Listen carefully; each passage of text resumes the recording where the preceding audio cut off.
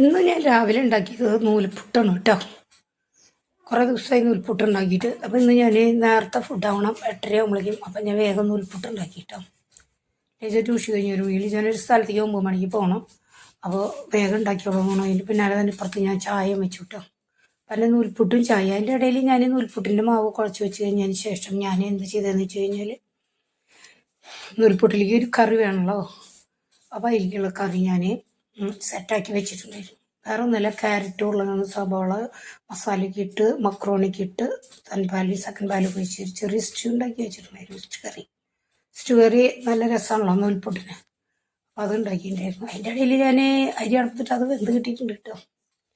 അപ്പോൾ രാവിലേക്ക് ഞാൻ ഉണ്ടാക്കിയത് എന്താണെന്ന് വെച്ച് കഴിഞ്ഞാൽ നൂൽപുട്ടും സ്റ്റൂ കറിയും ചായയും.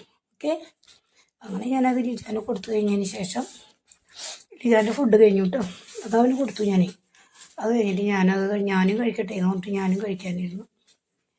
2 നൂൽപുട്ട്, വലിയ നൂൽപുട്ടാട്ടോ. എനിക്ക് പക്ഷേ ഇതൊക്കെ കഴിക്കാൻ പറ്റിയിരുന്നില്ല. ഞാൻ കഴിച്ചു തുടങ്ങി പകുതിയായപ്പോൾ ഞാനത് മാറ്റി വെച്ചു.